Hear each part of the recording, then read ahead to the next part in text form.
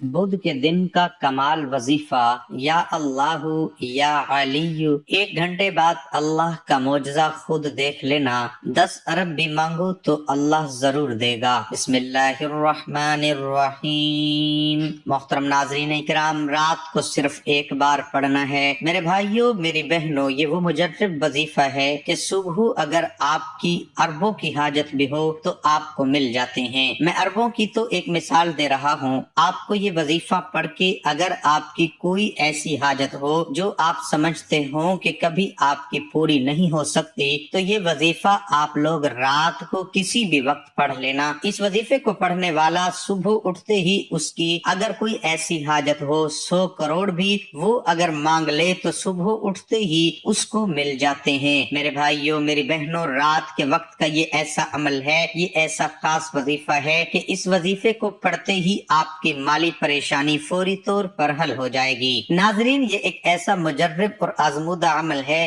جس کو یہ بتایا گیا انہوں نے یہ وظیفہ کیا اور فوری طور پر ان کی غیب سے مدد ہوئی، کیونکہ یہ وظیفہ کرنے سے تمام مشکلات دور ہو جاتی ہیں اور تمام مسائل حل ہو جائیں گے۔ یہ وظیفہ رزق کی تنگی کے لیے، اولاد کے لیے، قرض سے نجات کے لیے بے حد مجرب ہے۔ یہ ایک ایسا عمل ہے، اگر آپ کامل ایمان اور اللہ تعالیٰ پر بھروسہ کرتے ہوئے اس وظیفے کو کریں گے تو اللہ تعالیٰ آپ کو اپنے غیبی خزانے سے اتنا رزق عطا کرے گا کہ آپ کے پاس سنبھالنے کی جگہ کم پڑ جائے گی، کیونکہ دینے والی ذات تو صرف اللہ تعالیٰ کی ہے اور وہی انسان کو دیتا ہے۔ بے شک اللہ تعالیٰ بڑا غفور الرحیم اور ہر چیز پر قادر ہے۔ تمام مخلوقات، فرشتے اور جن و انس سب اسی کے غلام ہیں، سب اسی کی بادشاہت، طاقت اور اس کے ارادے سے باہر نہیں نکل سکتے۔ ارکان ایمان میں سے سب سے افضل اللہ پر ایمان لانا ہے، جیسا کہ حدیث رسول میں ہے کہ جب آپ سے یہ سوال کیا گیا کہ کون سا عمل افضل ہے تو آپ نے جواب دیا اللہ اور اس کے رسول پر ایمان لانا۔ اس کی دلیل نبی کریم کا یہ ارشاد ہے کہ جب حضرت جبرائیل علیہ السلام نے آپ سے پوچھا مجھے ایمان کے بارے میں بتائیں تو آپ نے جواب میں فرمایا ایمان یہ ہے کہ اللہ پر، ملائکہ پر، آسمانی کتابوں پر، رسولوں پر، یوم آخرت پر اور بھلی بری تقدیر پر ایمان لائیں۔ ایمانی صفات میں سب سے پہلی صفت یہ ہے کہ ہم دل کی گہرائیوں سے اللہ تعالیٰ کی ذات اور اس کے وجود کی اس طرح پختہ تصدیق کریں کہ اس ذات کا مد مقابل نہ پہلے تھا اور نہ بعد میں ہو سکتا ہے۔ وہی آخر ہے، اس کے بعد کچھ بھی نہیں۔ وہی ظاہر ہے، اس کے اوپر کچھ بھی نہیں۔ وہی باطن ہے، اس کے ماورا کچھ بھی نہیں۔ وہ حی، زندہ، قیوم، تھامنے والا، احد، یکتا اور صمد، بے نیاز ہے، جس کی نہ کوئی اولاد ہے اور نہ وہ کسی کی اولاد، اور اس کا مد مقابل کوئی نہیں۔ نیز یہ تصدیق کرنا کہ وہ اپنی الوہیت، ربویت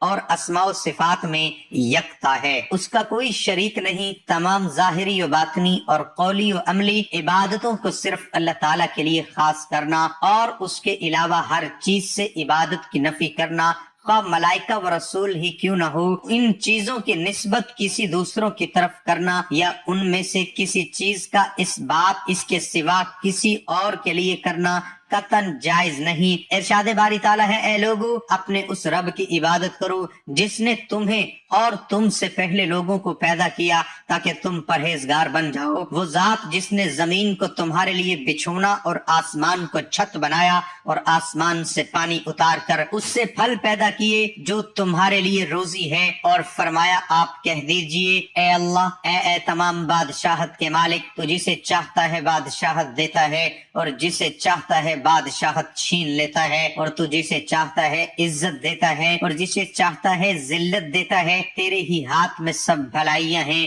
بے شک تو ہر چیز پر قادر ہے۔ اور فرمایا یاد رکھو اللہ ہی کے لیے خاص ہے خالق ہونا اور حاکم ہونا۔ بابرکت ہے وہ اللہ جو تمام عالم کا پروردگار ہے۔ توحید یہ ہے کہ بندہ اس بات کا پختہ و جازم اقرار کرے کہ اللہ تعالیٰ ہی ہر چیز کا رب، خالق، مالک، مدبر اور متصرف ہے۔ مطلب یہ ہے کہ اللہ تعالیٰ کو ہی اس کائنات کا خالق و مدبر سمجھے جیسا کہ وہ ہے، اور اپنے علم و قدرت کی بنیاد پر جس طرح چاہتا ہے خود سارے معاملات کا انتظام کرتا ہے۔ دنیا و آخرت اور سارے جہانوں کا مالک ہے، اس کے علاوہ کوئی خالق اور رب نہیں۔ اس نے اپنے بندوں کو دنیا و آخرت کی اصلاح اور نجات و کامرانی کی راہ دکھانے کے لیے اپنے رسول بھیجے اور کتابیں نازل کی۔ کائنات کا خالق ہونے کے سلسلے میں سورۃ زمر آیت 62 میں اللہ تعالیٰ کا فرمان ہے، اللہ ہی ہر چیز کا پیدا کرنے والا ہے اور وہی ہر چیز کا نگران ہے۔ تمام مخلوقات و فرشتے اور جن و انس سب اسی کے غلام اور بندے ہیں، یہ سب اس کی بادشاہت، طاقت اور اس کے ارادے سے باہر نہیں نکل سکتے۔ وہ ایک پاک ذات ہے، یہ تمام خصوصیات صرف اسی کا حق ہیں۔ وہ اکیلا ہے، اس کا کوئی شریک نہیں، ان چیزوں کا اس کے سوا اور کوئی حقدار نہیں۔ سورۃ البقرہ 163 میں الوحیت کے بارے میں ارشاد الہی ہے، اور لوگوں تمہارا معبود ایک ہی یعنی اللہ تعالیٰ ہے، اس بڑے مہربان اور رحم والے کے سوا کوئی عبادت کے لائق نہیں۔ میری بہنیں بھی رات کو یہ وظیفہ لازمی پڑھیں، اور میرے بھائی مرد حضرات بھی رات کے وقت اس وظیفے کو، اس عمل کو اپنے گھر میں پڑھ لیں، یا رات کی اگر آپ کی کہیں ایسی جگہ پر کوئی ڈیوٹی ہے کہ آپ کو اپنے گھر میں وقت نہیں ملتا تو آپ وہاں پر بھی یہ وظیفہ پڑھ سکتے ہیں۔ اور یہ نہیں آپ لوگ دنیا کے جس ملک، جس کونے، جس گاؤں، جس گلی اس وقت موجود یہ ویڈیو دیکھ رہے ہو، جیسے ہی آپ کو یہ ویڈیو ملے ویڈیو نوٹ کر لینا، اور آپ کے ملک میں، آپ کے شہر میں جب عشاء کی نماز پڑھ لی جائے تو عشاء کی نماز کے بعد سے لے کے فجر سے پہلے تک اس کا وقت ہے، اس دوران کافی گھنٹے آ جاتے ہیں، مطلب عشاء اور فجر کے درمیان کا جو بھی وقت ہے اس میں آپ کو یہ وظیفہ رات کو پڑھ لینا ہے۔ میرے بھائی میری بہنیں جب یہ وظیفہ پڑھنے لگیں تو ایک بات کا آپ لوگ دھیان رکھنا کہ سکون سے، اطمینان سے بیٹھ کے یہ وظیفہ پڑھنا ہے۔ تمام کاموں سے جب فارغ ہو جائیں، جب آپ کو یہ وظیفہ پڑھنا ہے، ایسا نہ ہو کہ کاموں میں بھی لگے ہوئے ہوں اور ساتھ ساتھ وظیفہ بھی پڑھ رہے ہوں۔ دلی سے ترتیب سے تو اس طرح نہیں کرنا، پوری توجہ سے آپ کو اللہ پاک کے ذات پہ یقین کرتے ہوئے یہ وظیفہ پڑھنا ہے۔ رات کے وقت کا یہ عمل جس کو بتایا، راتوں رات اس کی زندگی میں تبدیلی آ گئی، راتوں رات اس کی زندگی میں پیسہ آنا شروع ہو گیا۔ میرے بھائیوں میری بہنوں، آپ لوگ تب میری باتوں پہ یقین کرو گے جب آپ کو غیبی طریقے سے پیسہ ملنا شروع ہوگا، غیبی طریقے سے، معجزاتی طریقے سے صبح اٹھتے ہی آپ کو دولت ملے گی، تب آپ میری باتوں پہ یقین کریں گے۔ آپ یہ عمل کسی بھی رات کو کر سکتے ہیں۔ اور آپ کو ایک اہم بات بتا دوں، اکثر میرے بھائی بہنوں کو میں جب کوئی وظیفہ بتاتا ہوں تو وہ کہتے ہیں کہ یہ مثال کے طور پہ میں رات کا وظیفہ بتاتا ہوں تو وہ ایک بات کہتے ہیں، کیا ہمیں یہ ایک ہی رات پڑھنا ہے؟ دیکھیں میرے بھائیوں میری بہنوں، یہ جو وظیفہ ہے آج رات کا یہ عمل ہے تو ایک رات کا کافی ہے۔ اگر آپ لوگ اپنی زندگی میں صرف ایک رات کو 1 منٹ نکال کے یہ وظیفہ پڑھ لو تو میرے بھائیوں میری بہنوں پوری زندگی کے لیے کافی ہے۔ لیکن کیونکہ اس کے فائدے بہت زیادہ ہوتے ہیں تو اکثر بھائی بہن کہتے ہیں کہ ہم روزانہ پڑھیں تو ہمیں مزید فائدہ ہو سکے، تو جی ہاں آپ لوگ پڑھ سکتے ہیں،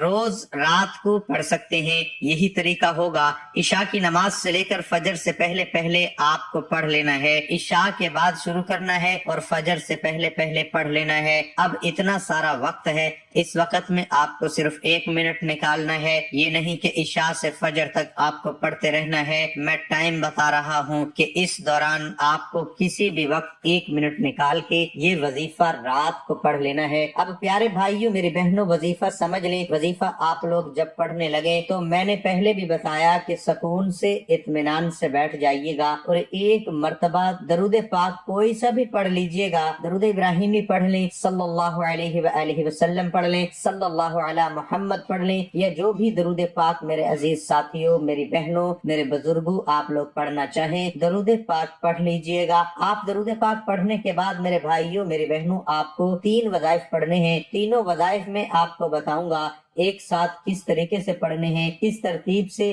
بالکل آخر تک ویڈیو کے ساتھ جڑے رہیے گا، ایک سیکنڈ کی ویڈیو بھی مس مت کیجیے گا۔ میرے بھائیوں میری بہنوں بڑی اہم بات ہے، ویڈیو کو سکپ کرو گے، کاٹتے رہو گے اور جلدی میں آگے بڑھاتے رہو گے تو حاصل کچھ نہ ہوگا، الٹا نقصان یہ ہوگا کہ ویڈیو سمجھ کر نہیں دیکھو گے، جس ترتیب سے بتاؤں گا اس طریقے سے نہیں کرو گے تو فائدہ تو نہیں ہوگا، الٹا جو ہے وہ کچھ حاصل نہیں ہوگا۔ تو میرے بھائیوں بھائیوں میرے بہنوں، بڑی توجہ سے آخر تک ویڈیو دیکھیے گا۔ ویڈیو اچھی لگی ہو تو لائک آخر میں ضرور کیجیے گا۔ جیسا کہ میں نے بتایا کہ رات کو اپنے گھر میں سکون سے اطمینان سے بیٹھ جائیں، میری بہنیں میرے بھائی دونوں تمام کاموں سے فارغ ہو جائیں، جب بچوں سے فارغ ہو جائیں کھانا کھا لیں۔ رات میں یہ نہیں کہ آپ لوگوں کو کسی خاص وقت میں پڑھنا ہے، پوری رات میں کسی بھی وقت پڑھ سکتے ہیں۔ اب رات میں جب آپ لوگ یہ وظیفہ پڑھنے بیٹھیں تو ایک بات کا آپ کو دھیان رکھنا ہے کہ آپ کو کسی سے ذکر نہیں کرنا، کہ اگر ایک گھر میں 4 افراد ہیں تو چاروں افراد رات کو یہ وظیفہ پڑھ سکتے ہیں، کوئی مسئلہ نہیں۔ کسی کو کانوں کان خبر نہ ہونے دیں، چپ چاپ خاموشی سے یہ وظیفہ پڑھنا شروع کر دیں۔ سب سے پہلے آپ کو جیسا کہ میں نے بتایا بھی درود پاک پڑھ لیں،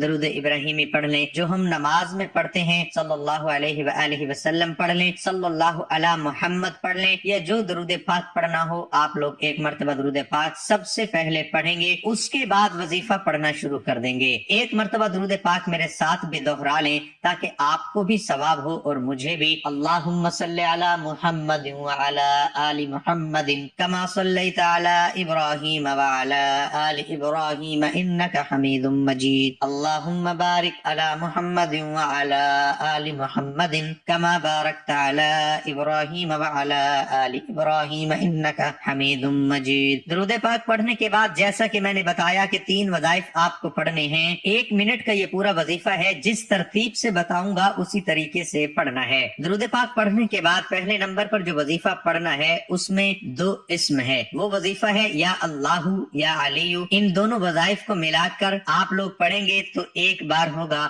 یا اللہ یا علی، ایک ہو گیا، پھر دوسری مرتبہ پڑھ لیں یا اللہ یا علی، یہ 2 ہو گیا، پھر تیسری بار پڑھ لیں یا اللہ یا علی۔ یہ وظیفہ آپ کو 7 مرتبہ پڑھنا ہے۔ جب 7 بار آپ لوگ یہ وظیفہ پڑھ لیں میرے عزیز ساتھیوں، میرے بہنوں، میرے بزرگوں، تو اس کے بعد آپ لوگوں کو دوسرے نمبر پر جو وظیفہ پڑھنا ہے، اس وظیفے کو میں آپ کو بھی پڑھ کے بتا دوں گا۔ میرے بھائیوں میری بہنوں، یہ وظیفہ لا الہ الا اللہ 1 مرتبہ میں نے پڑھ لیا، پھر دوسری بار پڑھ لیں لا الہ الا اللہ۔ میرے پیارے بزرگوں، میری بہنوں، میرے بھائیوں، صرف 7 مرتبہ یہ وظیفہ آپ کو جو دوسرے نمبر پر ہے یہ پڑھنا ہے۔ آخری وظیفہ یہ ہے، اور اس کے بعد کرنا کیا ہے یہ سمجھ لیجئے گا۔ آخر میں جو وظیفہ آپ کو پڑھنا ہے میرے پیارے بھائیوں میری بہنوں، یہ بہت مجرب وظیفہ ہے۔ یہ وظیفہ آپ نے اپنی زندگی میں شاید بہت دفعہ پڑھا ہوگا۔ اس وظیفے کو میرے بھائیوں میری بہنوں آج کی رات کے عمل میں تیسرے نمبر پر یہ وظیفہ پڑھنا ہے۔ یا رزاقو یا وہابو، یا رزاقو یا وہابو، یا رزاقو یا وہابو۔ اس وظیفے کے لیے اپنے ہاتھوں میں ایک تسبیح پکڑ لیں یا ہاتھوں کی انگلیوں میں پڑھ لیں۔ یہ وظیفہ ہے،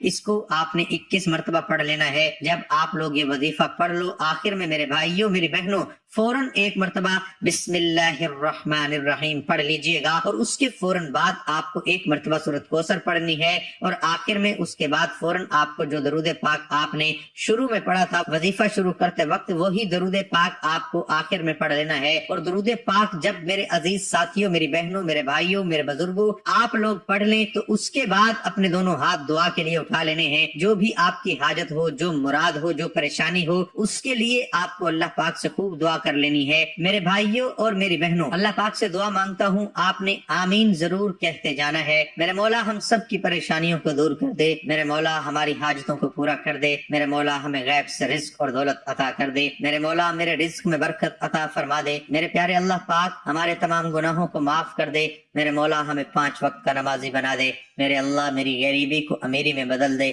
میرے اللہ ہمیں اپنے سوا کسی کا محتاج نہ کرنا، میرے مولا ہمیں قرضوں سے نجات عطا فرما دے، میرے مولا ہمیں نیک اور صالح اولاد عطا فرما دے، میرے مولا جو بے اولاد ہیں ان کو اولاد نرینہ عطا فرما دے، میرے مولا ہماری خطاؤں کو معاف کر دے، میرے مولا جہاں جہاں مسلمانوں پہ ظلم و ستم ہو رہا ہے وہاں پر اپنی غیبی مدد فرما دے، آمین ثم آمین۔ میرے بھائیوں میری بہنوں آپ لوگ آمین ضرور کہہ دیجیے گا، انشاءاللہ آج آپ کی ہر حاجت پوری ہونے والی ہے۔ بس سچی نیت کے ساتھ اور پورے کامل یقین کے ساتھ اس وظیفے کو بتائے ہوئے طریقے کے مطابق کر لیں۔ ویڈیو اچھی لگی ہو تو ویڈیو کو لائک کر دیں۔